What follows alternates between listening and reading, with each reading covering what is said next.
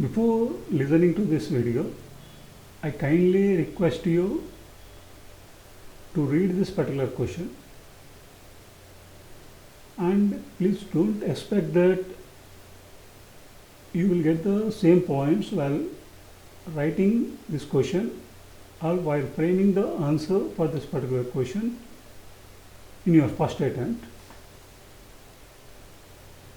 I had read nearly 10 to 15 sets of questions before my examination. At that point of time, there is a 6 months gap. So, after going through this practice, I am able to recognize certain patterns in question.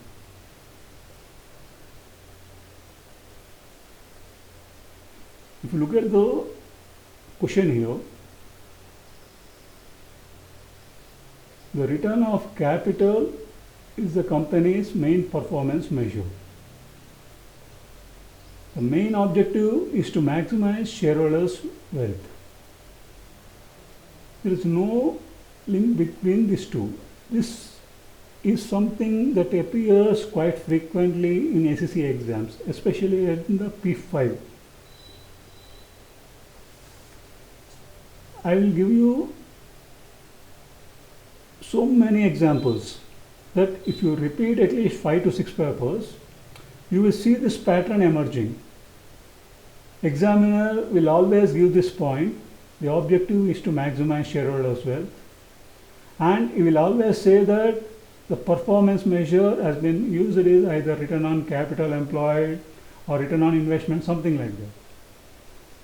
So this is something, the deficiency in the particular system. Here, by writing the answer, you already addressed that balanced scorecard consists of long-term and short-term measures, quantitative and qualitative measures. It is having 4 perspectives which will address these issues, and in this particular case, the balanced scorecard, when applied to the company, will improve the performance because the present system is considering short-term performance of the company by using return on capital employed. Instead, if the company uses something long-term performance measures like EVA, it is able to address its main objective of maximizing shareholders' wealth. See here, I am already getting some 3 or 4 points here. First one, I am already explaining what is balanced scorecard.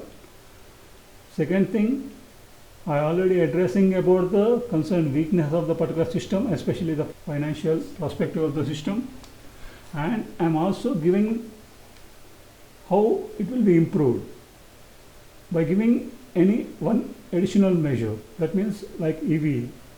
Okay, in the same way we will address the second thing, the customer perspective. Here the company is using the growth in passenger numbers as a measure of customer satisfaction or from the customer perspective, but this is not the correct measure. Here, if you look at the case, the soup is not having any competition in a particular route. So when it is not having competition, automatically the passengers have no other option but to take the trains provided by the company. So automatically it will increase. So the correct measure is the customer survey.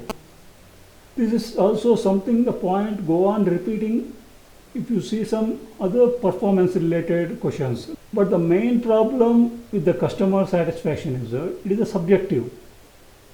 The present system is taking the passenger numbers, growth in passenger numbers. You are addressing the weakness of the system.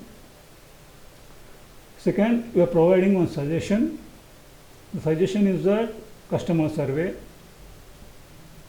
but you need to address the problem with the proposed system of customer surveys also. That is, it is very subjective in nature, but compared with growth in passenger, there is something better. Okay, now we already get some 4 or 5 points here. Now, these are something you will always get by practicing the previous questions. 4 or 5 points.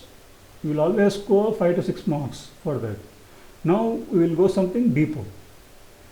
Now we will discuss about 2 or 3 points that you are going to learn after practicing and going through the examiner comments.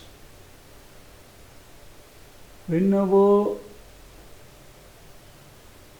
the company is a capital intensive, in this case it is providing the service by using the trains, it is very capital intensive. Those companies will always use return on capital employed. Why it uses return on capital employed is, over a period of time, the asset cost will go on decreasing. So by providing depreciation, the denominator will be reduced. So automatically the ROE will show a very positive figure. So first one, automatically you have to get, whenever you are seeing this capital intensive company, you have to see whether it is using ROE or not, or return on capital employed or not, because it always uses this, because it suits them. If they provide performance measure with respect to ROC, automatically it will show a very rosy picture.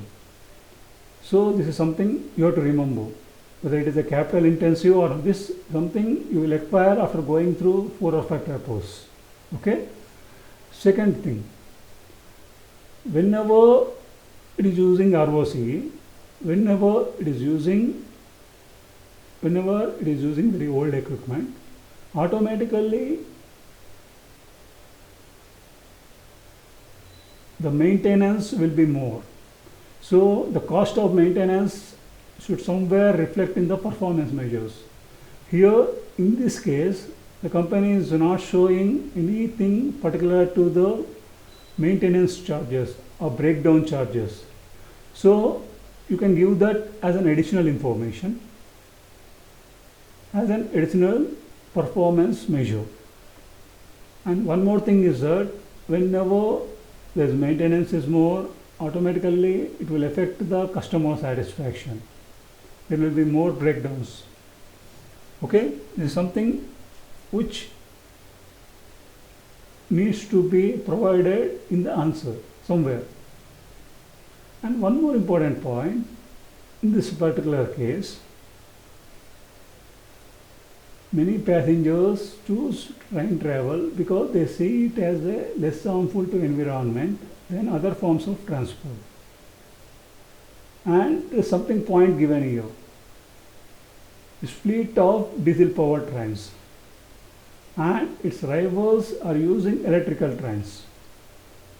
So this is something point which you can consider in a customer perspective. Customer wants something which is less harmful to the environment, but by providing diesel powered trains, we are not able to satisfy the customer needs,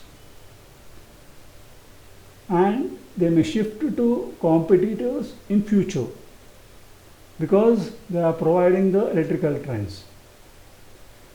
So we have already given some 7 to 8 points.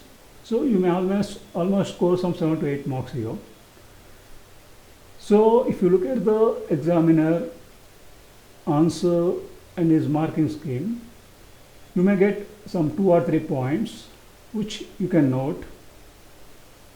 For example, in this particular case, the government has already warned that it is unhappy about high shareholder returns and it may not be able to renew the contract. So because of using very old equipment, it may be able to generate some high dividends to the shareholders. So shareholders may be very satisfied with that. But because of the measure they are using, the denominator is reducing because of depreciation over a period of time, they are able to generate more return on capital employed, or a stable return. The returns may be reducing, but because of the reduction in denominator also, the ROCE is not affecting. But if you really want to practice, there is one more important point. When they go on giving the dividends, the reduction in the capital assets, they don't have anything left to invest in the future. So automatically, once the denominator becomes zero or near to zero, and they don't have any money to invest, they are unable to face the competition. So in this particular case, the company is not investing anything in the future just because of using the one performance measure, return on capital employed. So this is something you need to see and make mental framing of how to write the answer. Okay, now we will see how the answer can be written within 5 to 10 minutes.